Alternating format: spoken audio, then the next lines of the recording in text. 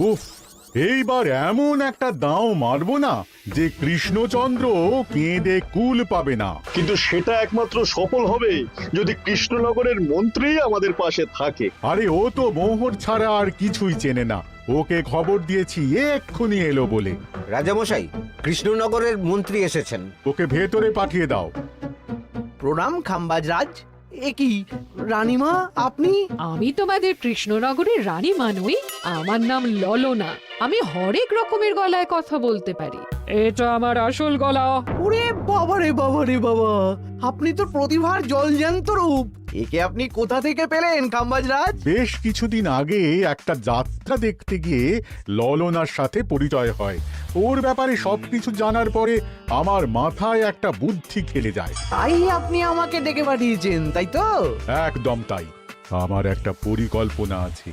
ছলে বলে কৌশলে ওই কৃষ্ণনগরের আসল রানীকে কিছুদিনের জন্য বাইরে পাঠাতে হবে, আর সেই সুযোগে সেসব দায়িত্ব আমার ওপরে ছেড়ে দিন। আমি নিজের দায়িত্ব নিয়ে ললনাকে কৃষ্ণনগরের রানীর সমস্ত আদব কায়দা শিখিয়ে দিয়েছি। এখন শুধু আমি বাকি ব্যাপার নিয়ন্ত্রণ করব। এখন মহারাজ বাৎসরিক হিসেব নিয়ে ব্যস্ত, তাই রানীমা চলে যাবেন আর তার বদলে ঢুকবে ললনা দেবী। তাহলে আর দেরি কেন? আজ রাতেই বেরিয়ে পড়ো। আর যদি আমার পরিকল্পনা অনুযায়ী এগোতে পারো তাহলে কিছুদিন পরে তুমি হয়ে উঠবে কৃষ্ণনগরের রাজা। আমার কত দিনের আশা। চলুন তাহলে। হ্যাঁ চলুন, রাজবাড়ির বাকি ব্যাপার যেতে যেতে বুঝিয়ে দেব। রানীমা কিভাবে কথা বলেন, কাকে কি বলে ডাকেন, রাজবাড়ির কোথায় কি আছে সব।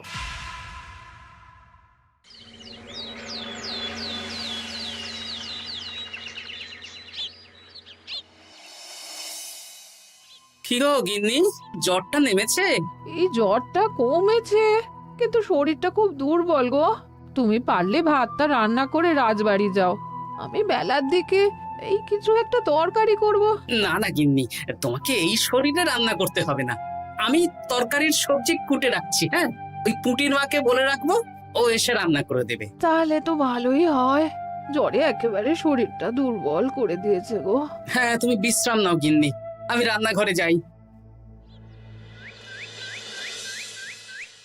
কি গোপাল আজকে এখনো এলো না? ও কোনোদিন সময় এসেছে মহারাজ? ওকে তাড়িয়ে আপনি একটা কাককে রাজসভায় রাখলেও সে সময়ে আসবে। আসলে গোপালের গিন্নির খুব জ্বর, আমি দেখে এসেছি। তাই হয়তো ওর গিন্নির সেবা শুশ্রূষা করতে গিয়ে গোপালের দেরি হচ্ছে। তোমাকে আর গোপালের হয়ে কাসুন্দি গাইতে হবে না। এই তোমরা থামো তো। একটু দেরি হয়ে গেল মহারাজ। আসলে গিন্নির খুব জ্বর, তাই কিছুটা রান্না করে এলাম। আচ্ছা আচ্ছা আচ্ছা, তা এখন তোমার গিন্নির শরীর কেমন আছে? আগের থেকে ভালো আছে মহারাজ। জ্বরটা কমেছে, কিন্তু শরীর খুব দুর্বল। বেশ বেশ, একটু যত্নআত্তি করো। যাই হোক, আজকে সারা বছরের খরচের হিসেব আর আগামী অর্থনৈতিক বছরের প্রকল্প নিয়ে আলোচনা হবে। আলোচনা শুরু করা হোক। বিগত অর্থনৈতিক বছরে বিভিন্ন খাতে মোট খরচ হয়েছে 15,700 মোহর, আর বিভিন্ন কর বাবদ উপার্জন হয়েছে 22,000 মোহর। তাহলে তো মহারাজ ভালোই লাভ হয়েছে। এবার আমাদের দিকে একটু নয়ন মেলে তাকালেই হয়। সেসব তো দেখবই, কিন্তু তার আগে আমি মন্ত্রীর সাথে বিগত বছরের সব খরচ নিয়ে হিসেবে বসবো। হ্যাঁ, বেশিরভাগ দায়িত্ব তো মন্ত্রীমশাইয়ের কাঁধেই থাকে, তাই উনি কোনো হিসেবে জল দিয়েছেন কিনা সেটাও পরখ করে নেওয়া যাবে। এত কাজের চাপ যাচ্ছে কদিন, শান্তিতে ঘুমোতেও পাচ্ছি না। মন্ত্রী, তুমি আজ বিকেলে রাজবাড়িতে চলে এসো। বিগত অর্থনৈতিক বছরের হিসেবগুলো একবার দুজনে বসে মিলিয়ে নেব। আচ্ছা মহারাজ, যা করার তাড়াতাড়ি করে নিতে হবে। এখন দেরি করলেই এই বছরের প্রকল্পগুলো শুরু করতে দেরি হয়ে যাবে। মহারাজের জয় হোক। বলো প্রহরী, তুমি কি কিছু বলবে? মহারাজ, একজন কালো চাদর মুড়ি দেওয়ার লোক এলেন আর আমার হাতে এই চিঠিটা ধরিয়ে দিয়ে চলে গেলেন। এই গরমে চাদর মুড়ি? অদ্ভুত লোকটা। কি রে বাবা? সর্বনাশ! কি হলো? তোমাদের রানীমার জ্যাঠামশাই খুব অসুস্থ, তাই পরিবারের সবার সাথে দেখা করতে চান। ও মা গো, আজ সভা এখানেই শেষ। এইবার শুরু হবে আসল খেলা। কি বলছেন মহারাজ? হ্যাঁ রানী, আমাকে এক্ষুনি জ্যাঠামশাইয়ের কাছে যাওয়ার বন্দোবস্ত করে দিন মহারাজ। কিন্তু রানী, তোমার জ্যাঠামশাইয়ের বাড়ি কৃষ্ণনগর থেকে ঘোড়ার গাড়িতে গেলেও তো 1.5 দিন সময় লেগে যাবে। এদিকে আমার এত কাজের চাপ। আপনি বরং কয়েকদিন পরে আসুন, আমাকে এক্ষুনি যেতে হবে মহারাজ। বেশ বেশ, আমি তোমার যাওয়ার ব্যবস্থা করছি। সাবধানে যেও রানী, আমি 2-3 দিনের মধ্যেই আসছি।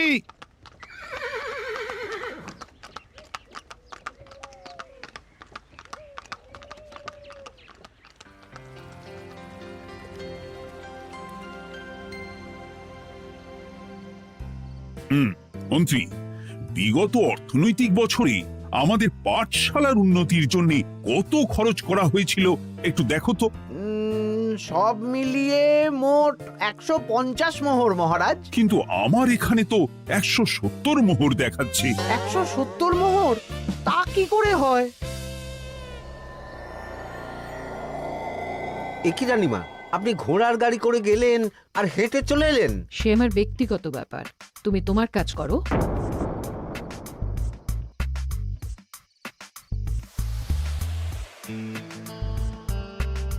এ কি রানী, তুমি চলে এলে? আমার শরীরটা খুব একটা ভালো লাগছে না মহারাজ, পেটটা কামড়াচ্ছে, তাই সহিসকে বললাম ঘোড়ার গাড়ি নিয়ে জ্যাঠামশাইকে দেখে আসতে, আর আমি বাড়ি চলে এলাম। ও, সহিস এসে খবর দেবে, তারপর আমি আর আপনি দুজনে একসাথে যাব।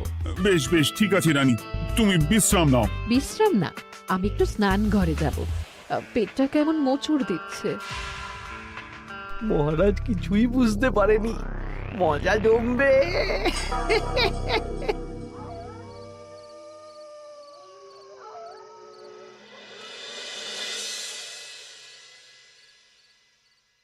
এ কি রানী, তুমি তোমার সব গয়না গাটি বের করছো কেন? আমার আর এই পুরনো নকশার গয়না পছন্দ নয় মহারাজ, ভাবছি কালকে সকালবেলা এই গয়নাগুলো শ্যাকরাকে দিয়ে শহুরে নকশায় নতুন গয়না বানাবো। কিন্তু এগুলো তো তোমার সবই পছন্দের গয়না। কিন্তু মহারাজ, আমি ভেবে দেখলাম এই গয়নাগুলো সবই বড্ড ভারী গয়না, আমি শহুরে আধুনিক নকশার হালকা গয়না পরবো।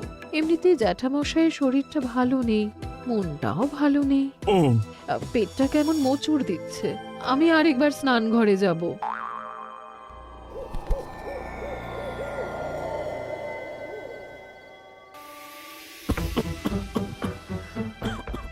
ওই তো মন্ত্রী মশাই এসেছে।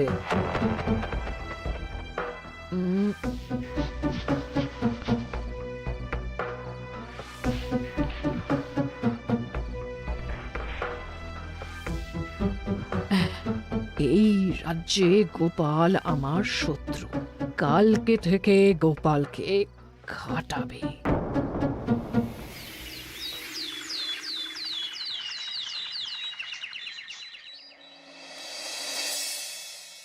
হায় হায় হায়, কি হলো রানী, কি হলো? গতকাল রাতে আমার সমস্ত গয়না চুরি হয়ে গেছে। হ্যাঁ? বলো কি প্রহরী? বলুন মহারাজ। গতকাল রাতে রানীর সব গয়না চুরি হয়ে গেছে। তুমি আরেকজনকে নিয়ে এক্ষুনি খোঁজ করা শুরু করো। যথাজ্ঞা মহারাজ।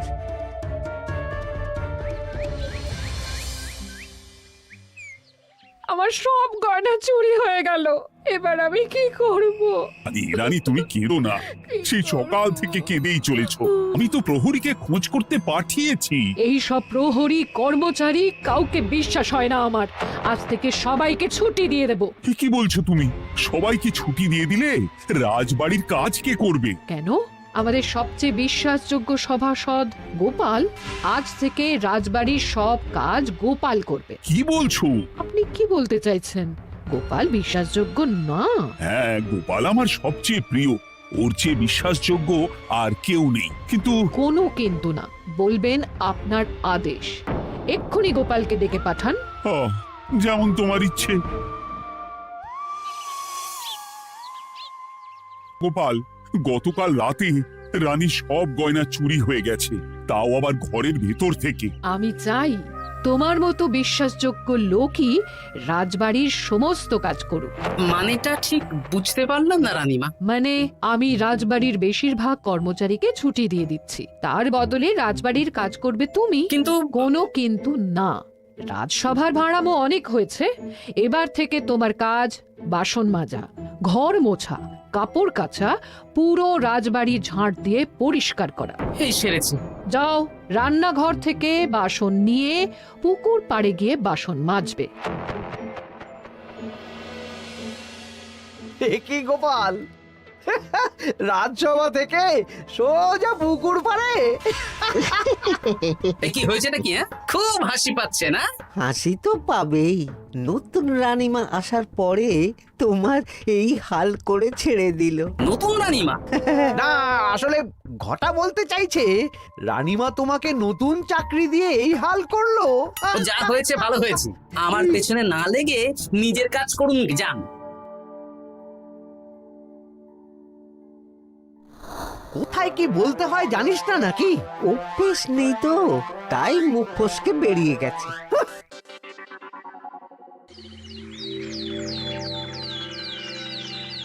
রাজ্যে চোরের উপদ্রব বেড়ে গেছে, তাই আমরা কিভাবে চোরের উপদ্রব কমানো যায় সেই নিয়ে আজকে একটা আলোচনা করব। কিন্তু মহারাজ, রাজসভায় এখনো তো সবাই আসেনি। এই তো এসে গেছি। ওই রাজবাড়ির জামা কাপড় কাচ্ছিলাম। এ কি, গোপাল এখন রাজবাড়ির জামা কাপড় কাচে? হ্যাঁ, সেসব করতে গিয়ে আমার নিজের জামা কাপড়ই ভিজে গেল, তাই বদলে এলাম। মহারাজ, রানীমা ঘোড়ার গাড়ি করে এসেছেন। মানেটা কি? রানী তো রাজবাড়িতেই আছে। হে কি মহারাজ, আমি প্রহরীদের কাছে শুনলাম আমার মতন দেখতে কেউ রাজবাড়িতে উড়ে এসে জুড়ে বসেছে। মানে তুমি তো আগেই চলে এলে। কি কাণ্ড! এই কে? শুনলাম আমার মতন দেখতে কেউ এসেছে। ও আচ্ছা, আপনি। তা কি চাই আপনার? বোঝো কাণ্ড, একরকম দেখতে একরকম গলা। এ বলে আমি আসল, ও বলে আমি। হায় হায় হায়, আসল নকল বোঝাই দায়। একটা নয়, দুটো রানী। আমার জ্যাঠামশাই একদম সুস্থ। এই মহিলা নিশ্চয়ই ভুয়ো চিঠি দিয়ে নিজের রাজবাড়িতে ঢোকার সুযোগ খুঁজছিল। একদম বাজে কথা বলবেন না। আপনি কে সত্যি করে বলুন। সমস্যা সমস্যা, ঘোর সমস্যা। আমার কোনো পাণ্ডিত্য দিয়ে বুঝতে পারছি না কে আসল আর কে নকল। আমি আসল, বিশ্বাস করুন। আমি তো এই মাত্র এলাম। না, আপনি নকল, আমি আসল। কিভাবে বুঝবো? আমি বলবো মহারাজ, এই যে এই রানী আসল। হ্যাঁ, কিন্তু মন্ত্রীমশাই, আপনি কি করে বুঝলেন? না মানে এই রানীমা তোমার উপরে এত ভরসা করে রাজবাড়ির কাজ করাচ্ছেন, কাউকে বিশ্বাস করেননি, একমাত্র তোমাকে বিশ্বাস করেছেন। এত ভালোবাসা, এত বিশ্বাস কার থাকতে পারে বলো? মানে গোপাল, তুমি রাজবাড়ির কি কাজ করছো? বাসন মাজা, ঘর মোছা, বাগান পরিষ্কার, অনেক কাজ করছি রানীমা। আপনার সব গয়না চুরি হয়ে গেল, তাই কাউকে বিশ্বাস করা যাবে না বলে ওই রানীমা আমাকে কাজে রাখলেন। এই ওই বন্ধ করে একটা উপায় বের করো। বেশ বেশ, আমি ধরে নিচ্ছি দুজনেই আসল। তাই আপনাদের দুজনকে আমি পরীক্ষা নেব, দেখব কে উত্তীর্ণ হন। তাই নাও। আপনারা দুজনেই তো সেনাপতিকে চেনেন, বলুন তো সেনাপতির আসল নাম কি? সনাতন সেন। আচ্ছা, আপনাদের বাপের বাড়ি কোথায়? বিজয়গড়। দূর গড়গড় করে সবই বলে দিচ্ছে, এভাবে হবে না, অন্য কোনো উপায় ভাবো। বেশ, সেনাপতি তলোয়ার দাও তো। দিচ্ছি। এই নিন, এই তলোয়ার দিয়ে মহারাজকে মেরে ফেলুন। আপনাদের মধ্যে কে মারতে চান বলুন। এসব তুমি কি বলছো গোপাল? মহারাজ আমার পতি পরমেশ্বর, ওনাকে আমি মারতে পারি? আমি স্বপ্নেও ভাবতে পারিনি গোপাল তুমি এই জঘন্য কাজ আমাকে করতে বলবে। আমি নিজের প্রাণের আহুতি দিতে পারি, কিন্তু মহারাজের গায়ে একটা আঁচড়ও দিতে পারবো না। উফ, খাম্বাজরাজ বেছে বেছে এক ধুরন্ধর নারীকে পাঠিয়েছেন, কোনো জবাব নেই। আমি বুঝতে পারছি না মহারাজ, এনাদের হাবভাব, কথাবার্তা, রূপ সবই একরকম। তবে যিনি ঘোড়ার গাড়ি চেপে এখন ফিরলেন, তিনি আসল হলেও হতে পারেন। আমি আসল, বিশ্বাস করুন। বললেই হলো? আসল হলে প্রমাণ করুন। বেশ, আজকে আর মাথায় কিছু আসছে না, আমি কাল আসব। ততক্ষণ আপনারা দুজনে রাজবাড়ির দুটো ঘরে থাকুন। কি ছক মারিতে পড়লাম রে বাবা।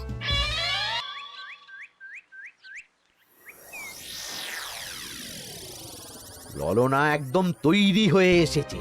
দারুণ মজা হচ্ছে বলুন। এবার শুধু একবার আসল রানীকে সরিয়ে ললনা যদি রানী হয়ে যায়, তাহলে রানীর গয়নার মতন সব আমার হাতে চলে আসবে। তারপর কি হবে? তারপর ধীরে ধীরে মহারাজকেও কায়দা করে সরিয়ে দেব, আর খাম্বাজ রাজ আর আমি এই দুজনে মিলে এই রাজ্য চালাবো। কি বুদ্ধি আপনার মাথায়।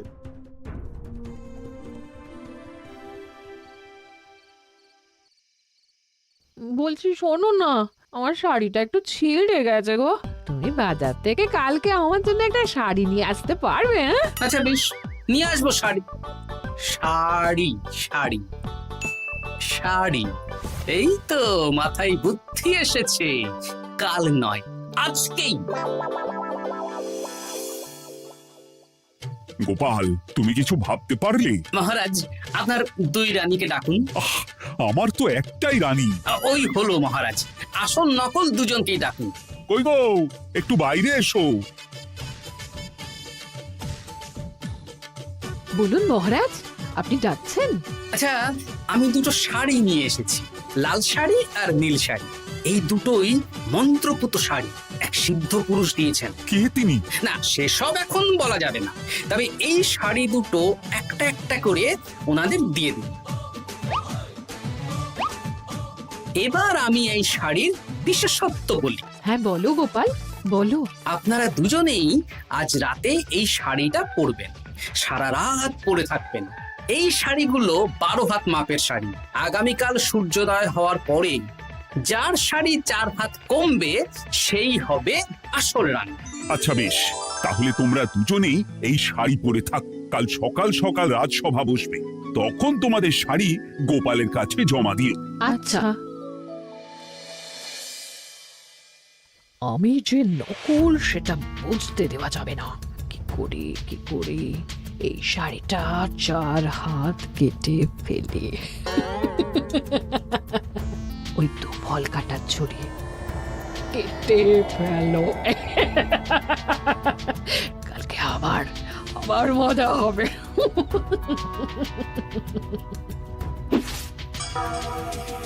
হে ঠাকুর, রক্ষা করো ঠাকুর, আমার শাড়িটা যেন 4 হাত কমে যায়। ঠাকুর রক্ষা করো।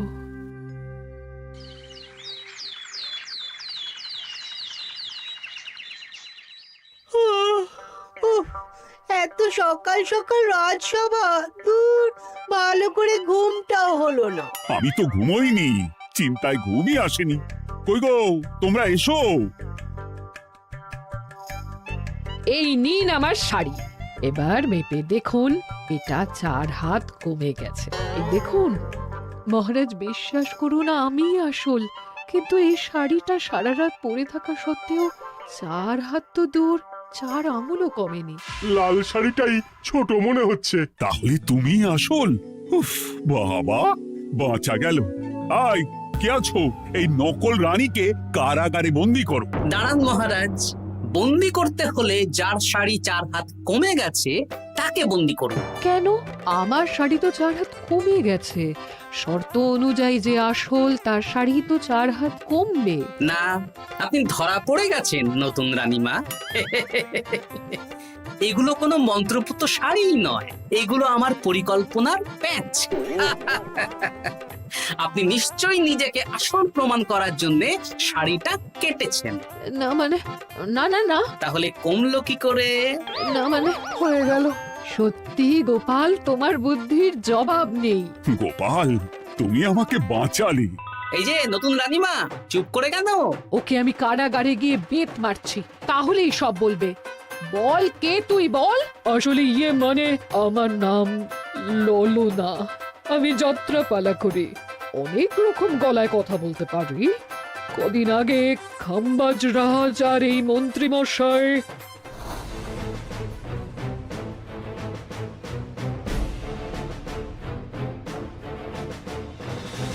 বাহ বাহ বাহ বাহ বাহ, এ তো দেখছি ললনার ছলনা। তার মানে রানীমার গয়না? ওগুলো তো সব মন্ত্রীকে দিয়েছি, জানলা দিয়ে কাপড়ে পেঁচিয়ে নামিয়ে দিয়েছি। মন্ত্রী, তোমাকে আমি শুলে চড়াবো। ভুল হয়ে গেছে মহারাজ, আমাকে ক্ষমা করুন। প্রাণে মারবেন না, সব গয়না ফেরত দিয়ে দেবো মহারাজ। তুমি শত্রু রাজ্যের প্ররোচনায় এত বড় ক্ষতি করতে চেয়েছিলে? ক্ষমা করুন মহারাজ, ক্ষমা করুন। সেনাপতি, মন্ত্রীকে 1000 বার বেত্রাঘাত করো। আর এই ললনার কি হবে? আমি অনেক দিন ধরে বাড়িতে একটা কাজ করার লোক খুঁজছি, ওনাকেই পাঠিয়ে দিন। আমার গিন্নি শুয়ে বসে থাকবে আর উনি খাটবেন। নয়, হ্যাঁ, ললনার ছলনা ভেস্তে গেল।